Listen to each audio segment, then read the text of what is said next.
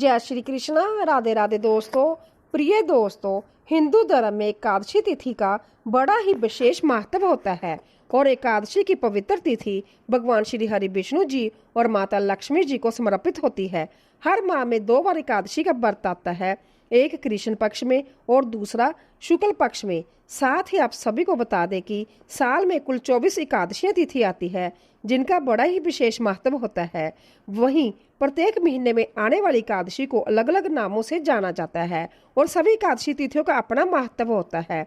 ऐसे ही ज्येष्ठ माह में आने वाली एकादशी को निर्जला एकादशी के नाम से जाना जाता है। वैसे तो सभी 24 एकादशियों का महत्व होता है, लेकिन निर्जला एकादशी को सभी एकादशियों में से सबसे श्रेष्ठ एकादशी माना जाता है, क्योंकि धार्मिक मान्यताओं के अनुसार सिर्फ एक निर्जला एकादशी का श्रद्धा भाव के साथ व्रत रखने से साल भर में आने वाली 24 एकादशियों का पूर्ण फल मिलता है।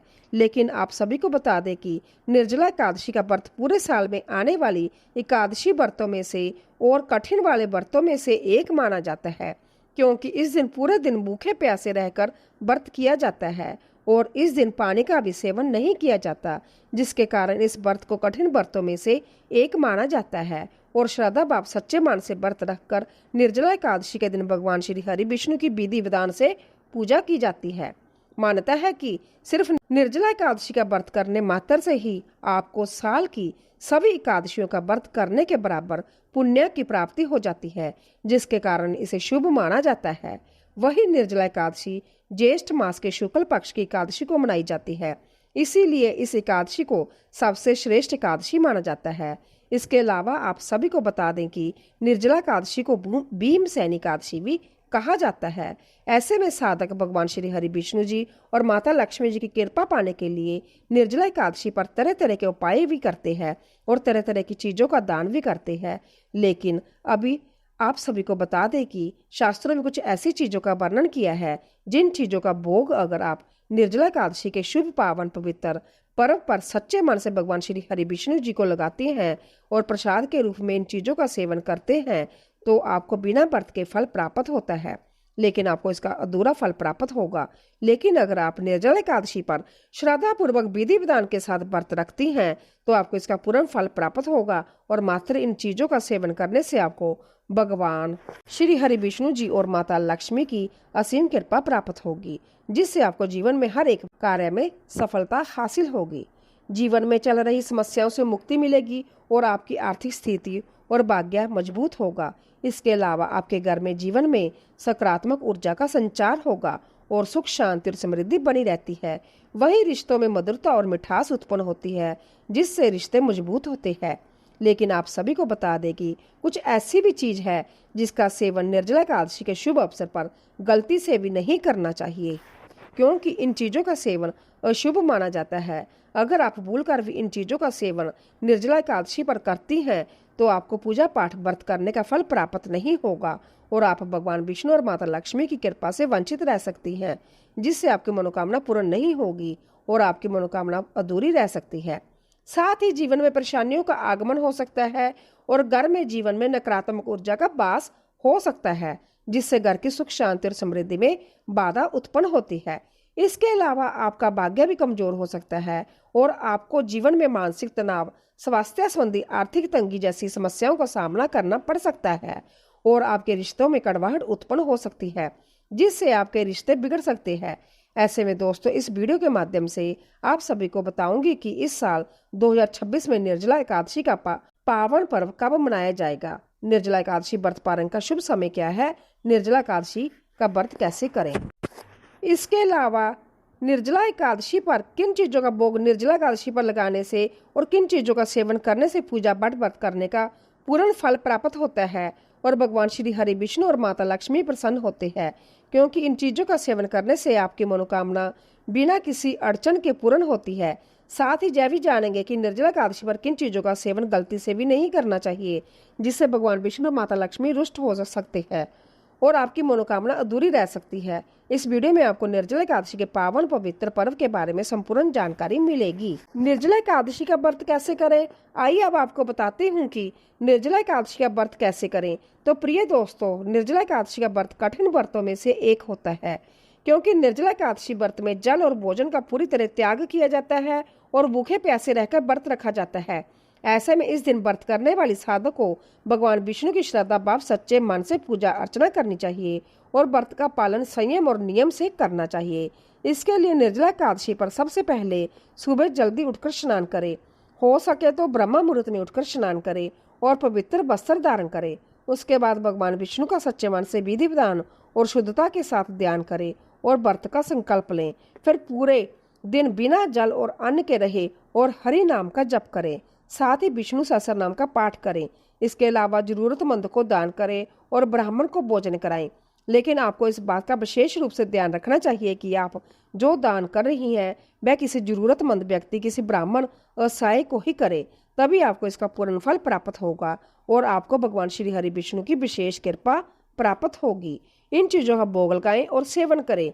चलिए अब आपको बताती हूँ कि निर्जला एकादशी पर किन चीजों का भोग भगवान विष्णु को लगाना चाहिए और किन चीजों का सेवन करना चाहिए जिससे भगवान विष्णु अंततः प्रसन्न होते हैं। केले की सब्जी।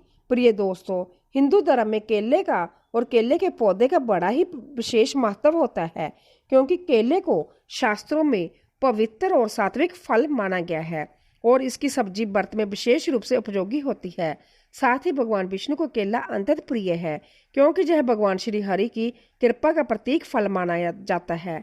ऐसे में आपको निर्जला एकादशी पर शुद्ध केले की सब्जी बिना लहसुन, प्याज के, हल्दी, जीरा और सेंधा नमक से तैयार करके इसका भोग भगवान विष्णु जी को श्रद्धा भाव से लगाना चाहिए और संभव भी प्रसाद के रूप में इसका सेवन करना चाहिए, क्योंकि इसके सेवन से मन शांत और एकाग्र रहता है, जिससे भगवान विष्णु का नाम स्मरण और पूजा में मन लगता है। वही साधक को भगवान विष्णु की विशेष कृपा प्राप्त होती है। जीवन में खुशियों का आगमन होता है और रिश्तों में मिठास बनी रहती है। कद्दू, सीताफल। प्रिय दोस्तों, कद्दू को सीताफल भी कहा जाता है और यह भगवान विष्णु को अत्यंत प्रिय सब्जियों में गिना जाता है। ऐसे में कद्दू का सेवन व्रत में शुभ और पुण्यदायक माना गया है। वहीं यह सब्जी जब शुद्ध देसी घी, जीरा, हरी मिर्च और सेंधा नमक के साथ बनाई जाती है तो यह न केवल स्वादिष्ट होती है बल्कि शरीर को ऊर्जा और शीतलता भी प्रदान करती है। इसके अलावा धार्मिक मान्यता है कि कद्दू का सेवन करने से मन में स्थिरता आती है, जो एकादशी व्रत में अत्यंत आवश्यक है। ऐसे में निर्जला एकादशी के शुभ पावन पवित्र दिन पर यदि कद्दू का भोग भगवान विष्णु को लगाकर इसका सेवन किया जाए तो यह व्रत के पुण्य को और भी बढ़ा देता है, जिससे साधक को पूजा पाठ व्रत करने का पूर्ण फल प्राप्त होता है और मनोकामना भी शीघ्र ही पूर्ण होती है और रुके हुए कार्य भी भगवान विष्णु की कृपा से बिना किसी अड़चन के पूर्ण होते हैं। लौकी। जी हाँ दोस्तों, लौकी एक अत्यंत सात्विक और शीतल सब्जी मानी जाती है, जिसका व्रत में सेवन करना शरीर और मन दोनों के लिए लाभदायक होता है। साथ ही यह भगवान विष्णु को अत्यंत प्रिय है, क्योंकि यह मन और शरीर दोनों की शुद्धि का माध्यम है। ऐसे में निर्जला एकादशी पर लौकी की सब्जी को हल्का सा घी, सेंधा नमक और जीरे से बनाकर भगवान विष्णु को भोग लगाया जाता है और संध्या भी ग्रहण किया जाता है, क्योंकि व्रत के समय लौकी का सेवन शरीर को ठंडक देता है और निर्जल उपवास के कारण होने वाली थकावट को कम करता है। ऐसे में आपको निर्जला एकादशी के शुभ दिन पर भगवान विष्णु को श्रद्धा पूर्वक लौकी का भोग लगाना चाहिए और संभव ही इसका सेवन करना चाहिए।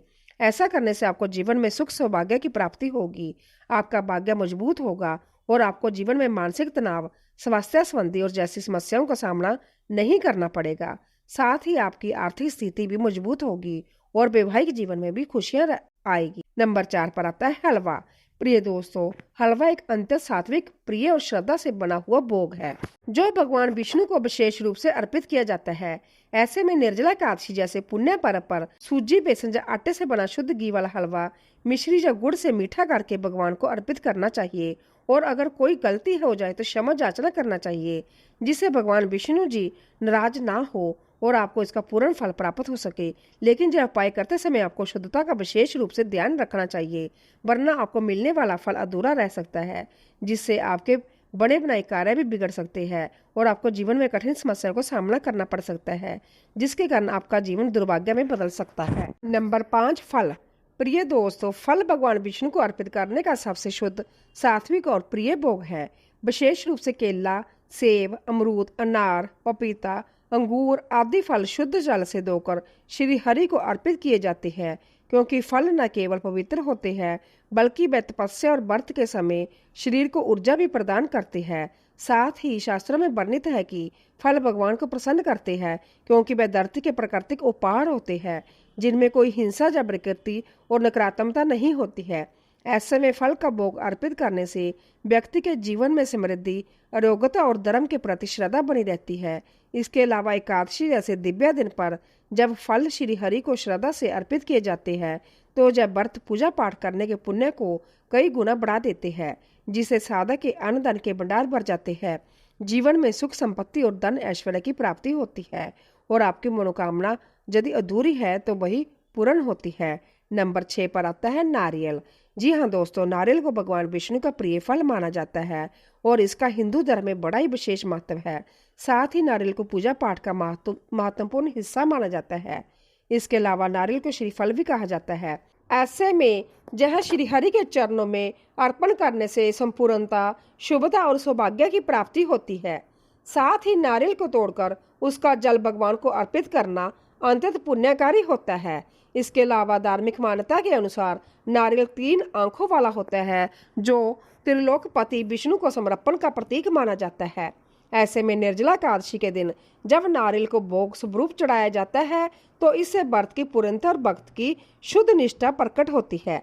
साथ ही इससे आपको भगवान श्री हरि विष्णु और माता लक्ष्मी की विशेष कृपा प्राप्त होती है, क्योंकि नारियल माता लक्ष्मी को भी समर्पित होता है। ऐसा करने से आपके घर में माता लक्ष्मी का स्थायी रूप से वास होता है और आर्थिक स्थिति मजबूत होती है। नंबर 8 पर आता है तुलसी दल।